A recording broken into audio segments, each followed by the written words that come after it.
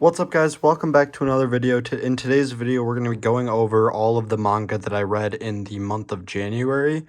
So this month, I only ended up reading one series. I read a lot of One Piece. I didn't quite make it as far as I would have liked to, but I got to a comfortable stopping point because I didn't want to overdo it and have it start feeling like work like it did before.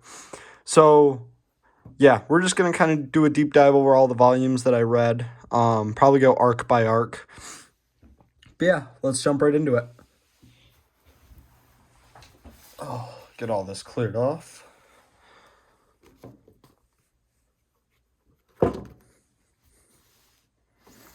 So the first arc that we started the month off with was the Drum Island arc. This arc is where the character Tony Chopper gets introduced, and he's the ship's doctor, as I'm sure most of you know. This arc spans about the course of 2 volumes.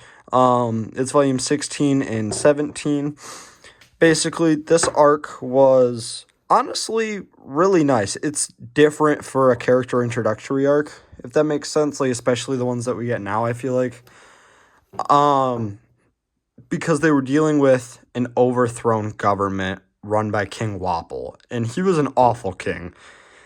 And in a way, I feel like this mini arc foreshadows the ideas that take place in Alabasta, which is about a corrupt king and like a corrupt leader, which is kind of what Crocodile tries to be. And then I feel like this isn't totally relevant, but I feel like this idea is further played upon in the Dressrosa arc, where Doflamingo gets the power that Crocodile wanted, and I feel like that's kind of played upon more, and I think that it's a really well done concept because it shows you the 3 stages. But yeah, overall, I would give this arc an 8 out of 10. Moving on to the next arc, we have the Alabasta Saga.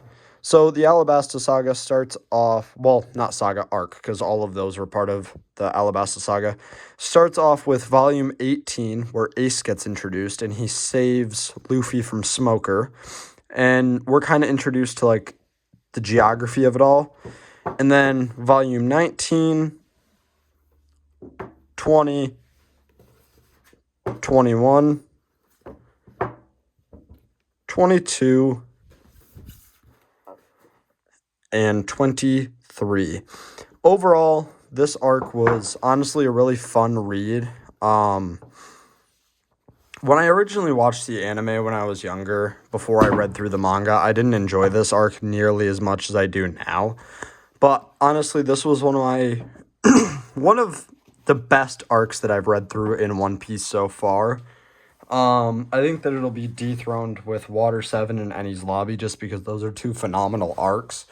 But the overall build-up and foreshadowing and that just all goes into this arc is just phenomenal. This arc features 5 main parties. You've got the Marines, Baroque Works, the Kingdom, and then you've got the Revolutionaries who are mad at the Kingdom because of Crocodile and what he did, but they don't know that it's what Crocodile did, so they're mad at the Kingdom and, like, the king and his army. And Crocodile's kind of just pulling the strings the whole time. And I thought that it was kind of a unique spin on it. And then the 5th party is obviously you got Luffy and his crew tagged along with Vivi and Karu. Vivi and Karu were 2 amazing characters. I loved Karu, and I loved the introduction of like all the ducks when they all ride along together. And I really liked this arc, and I thought that it was really well done. I think it would have been nice to see a little bit more from the Marines, kind of once we were already there, because I feel like they didn't do a whole lot past volume 18. They just kind of let the Straw Hats go. I know at the end, after they defeated Crocodile, they like chased down the Straw Hats, and you get the amazing scene where Bon Clay saves them again, which is by far my favorite part of this arc was Bon Clay, because he's just an awesome character, and everyone loves Bon Clay. Overall, I think I'd have to rate this one a little bit higher than I would Drum Island or Drum Kingdom arc, just because there's a lot more that went into it, and there's been a lot of build-up throughout this entire saga. Overall, I'd give this one an 8.5 out of 10 so far. All right, on to the third arc that we read this month. There was 5 total arcs that we covered. The next one that we read through spanned across 2 volumes, volume 24 and volume 25, which also, I love this cover. And this is one of the reasons that I find One Piece so whimsical, is because this cover right here, and you wouldn't know it, but it foreshadows the 4 emperors of the sea, because you've got Shanks, Buggy, Luffy, and Blackbeard. And Buggy has nothing to do with this besides for the little one-off when they're mining. So he truly has nothing to do with this arc in general, or Skypiea at all. Blackbeard, he has a little bit to do with it. He gets introduced and chases Luffy down after his bounty when they figure out that his bounty is 100 million when he goes to beat up Bellamy, which is one of the reasons that I love this arc so much. And I just love the lead up into Skypiea. I think that this is an amazing arc in the manga, and when it was adapted to the anime, I just think that it was overall a really, really good arc. And I think this is honestly probably my favorite arc that we read. I'd have to give this one a 9 out of 10 just because I think that it does a really good job for what it is and for it being such a short arc.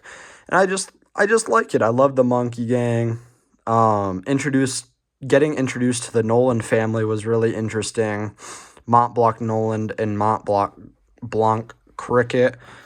Yeah, I would rate this one a solid 9 out of 10. So far, this is probably my favorite arc that I read this month. And yeah, moving on to the next arc that we read. It was none other than the Skypiea arc. So Skypiea spans 6 volumes, and then a little bit into Long Ring Long Land, but not too much. So this arc was really good. I really enjoyed it. It was, I don't know. It's hard to do an arc in between Alabasta, like following up Alabasta, which was such a good arc for like a long arc. I know Jaya was ranked higher, but that's because it does a really good job at being a short arc. Skypiea was like our next kind of long-term arc, and I mean, it was good. The fights with like his 4 vassals kind of got boring after a while. Like it just seemed like we see the first vassal fight, and that one was super cool. And then the Straw Hats were really struggling. Like you had Luffy, Usopp, and Sanji all really struggling. And then like Zoro struggled for a little bit and then defeated him really quickly. And Chopper beat the other 2. I don't know. I just think that that could have been a little bit better personally. And it could have made this arc a little bit better. Would have been the fight with the 4 vassals. But overall, it was really good. So, first volume is volume 26, 27, 28, 29, volume 30, and volume 31. Also, I really loved the backstory in this arc. That made it so much better than if there wasn't a backstory, and I thought that that really added a lot to this arc. I think I'd have to give this one... If the vassal fights were better, this would have been my favorite arc, but I'd have to give this one probably an 8 and put it right up there with Drum Kingdom. This isn't for One Piece as a whole. This is just a rating between the 5 arcs that I read this month. Like, this is not incorporating any of One Piece into the rest of this. All right, moving on. We get introduced to Long Ring Long Land, which Long Ring Long Land is a interesting arc. I know a lot of people don't like it. I don't mind it that much. It does definitely get a little bit boring, but I think having this arc in between Skypiea and Water 7 really helps it, because Water 7 really tugs at your heartstrings, so I think it was nice to have a little bit of comedic relief. This was definitely my least favorite arc that I read this month. The fight with Aokiji at the end is cool, and it kind of hints that Luffy needs to get a lot stronger if he wants to continue on this journey, which I can appreciate. Overall, I would have to give this one probably a 6.5 out of 10. The final volume that I read this month was volume 34, and this volume finishes up Long Ring Long Land and moves into Water 7, which I was okay ending here because now it starts me off in Water 7 for next month, which I'm really excited for that arc. I think that this is kind of a great wrap up and a great starting point for my next arc. And yeah, overall, my favorite arc this month was probably Alabasta, or yeah, it was Alabasta for sure. So Alabasta number 1, and then Jaya 2, Drum Kingdom 3, Skypiea 4, and then Long Ring Long Land. But yeah, comment down below what manga you guys have been reading, and have a great day, guys. Peace out.